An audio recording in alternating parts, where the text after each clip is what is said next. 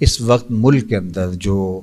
سیلاب کی تباہ کاریاں ہیں وہ کسی سے مخفی نہیں ہیں، اور اب تو اس قدر طوفان اور سیلاب بے قابو ہو گیا کہ ہمارے ملک کا ایک حصہ پانی میں بہہ گیا، لوگوں کے مویشی ڈور ڈنگر سب کچھ پانی میں بہہ گئے، ان کے گھر کوئی اتنے پختہ تھے بھی نہیں تھے، وہ گروندے ہی تھے، وہ بھی پانی کی نظر ہو گئے، اور یہ پگ ڈنڈیوں پر یا جہاں کوئی اونچے ٹیلے ہیں وہاں آ کے بیٹھ گئے۔ ادھر سے کبھی بارش برستی ہے اور کبھی سخت دھوپ کو انہیں سامنا کرنا پڑتا ہے، بیماریاں پھیل رہی ہیں، بھوک ہے، ننگ ہے، افلاس ہے، بے سر و سامانی ہے، گھر نہیں ہے، بے چینی ہے، اضطراب ہے، اپنے گھروں کے بہہ جانے کا صدمہ، اپنے مال مویشی ڈور ڈنگر ان کے بہہ جانے کا دکھ، اور کئیوں کے عزیز اس پانی کی نظر ہو گئے، لاشیں تک نہیں ملی۔ اس سیلاب کی بے رحم موجیں ان کو کھا گئیں۔ سخت اذیت کے اندر ہمارے ملک کا ایک حصہ ہے، سندھ کا حصہ ہے، پنجاب کا حصہ ہے، بلوچستان ہے، اور کے پی کے کا ایک حصہ اس سیلاب کی نظر ہو گیا ہے۔ تو میں آپ سے کہوں گا کہ اللہ تعالیٰ نے ہمیں بہت عافیت میں رکھا ہے۔ وہ زلزلے کے جھٹکے جنہوں نے کشمیر اور سرحدی علاقہ جات کو توڑ کے رکھ دیا اور 1 لاکھ کے قریب اموات ہوئیں، ان جھٹکوں کو ہم نے یہاں بھی محسوس کیا تھا، لیکن اللہ نے ہمیں عافیت میں رکھا۔ شدید بارشیں یہاں بھی ہوئی ہیں، لیکن اللہ نے ہمیں ان بارشوں میں سیلابوں سے محفوظ رکھا۔ تو یہ اللہ کا کرم ہے کہ اللہ نے ہمیں ہر مشکل میں اور ہر حالت میں اپنے فضل سے، اپنے کرم سے محفوظ رکھا ہے۔ یہ ہمارا کوئی کمال نہیں ہے، یا ہمارے کوئی اعمال ایسے نہیں ہیں کہ ان اعمال کی وجہ سے ہمارے اوپر یہ خاص کوئی رحمت ہو رہی ہے، اس کا محض کرم ہے کہ اس نے ہمیں عافیت میں رکھا ہے، ورنہ زلزلے کے جھٹکے 1 سیکنڈ میں سب کچھ نیست و نابود کر دیتے ہیں، اور سیلاب اور طوفان اور تیز آندیاں یہ کچے اور پکے مکان کچھ نہیں دیکھتے، سب کچھ اڑا کے لے جاتی ہیں۔ قرآن مجید کے اندر قوم عاد، قوم سمود، اہل مدین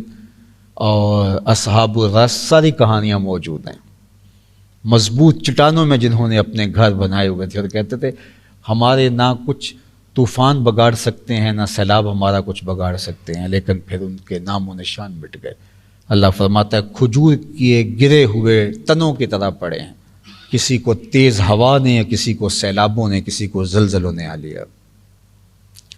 تو میں آپ سب لوگوں سے عرض گزار ہوں کہ ان مجبوروں کے لیے ایک تو فوری دوائیوں کی ضرورت ہے،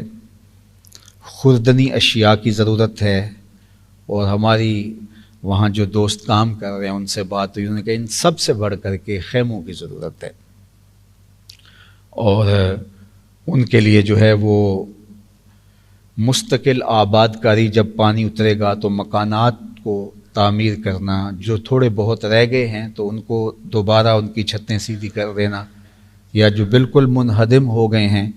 تو اگر کچے ہیں وہ تو بالکل ختم ہیں، اگر پکے مکان تھے تو اینٹیں بکھری ہوئی ہیں تو دوبارہ ان کو جو ہے وہ کھڑا کر دینا۔ وہ کوئی بہت لمبا کام نہیں ہے، ایک مکان کا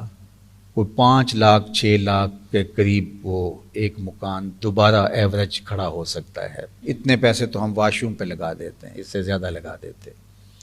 اگر 500 گھر ہیں ہماری سوسائٹی کے اندر، ہر بندہ یہ طے کر لے کہ ایک مکان میں نے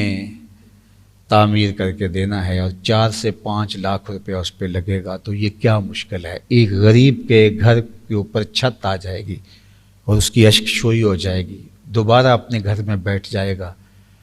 اور اس میں کئی ایسے بھی ہوں گے جن کے کچھ عزیز پانی میں بہہ گئے ہوں گے، تو وہ دوبارہ آسودہ ہو کے اپنے مکان میں آ جائیں گے۔ تو بتائیے کہ کس قدر ہم ان سے دعائیں لیں گے۔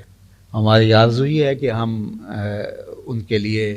جو ہے وہ ایک کالونی ٹائپ مکان بنائیں، اس میں بھی آپ شامل ہو سکتے ہیں۔ اللہ تعالیٰ بہت بندوں کو توفیقات دے گا، لیکن میں چاہتا ہوں کہ اس کام میں ہمارا حصہ بہت سارا ہو۔ بس ترغیب دینا مقصود تھا تاکہ ہمارا حصہ ہو جائے، کل قیامت کے دن ہم رسول اللہ کے سامنے شرمندہ ہونے سے بچ جائیں۔ اور اللہ کا سامنا ہم نے کرنا ہے، اور اس کی مخلوق کس طرح تڑپ رہی ہے.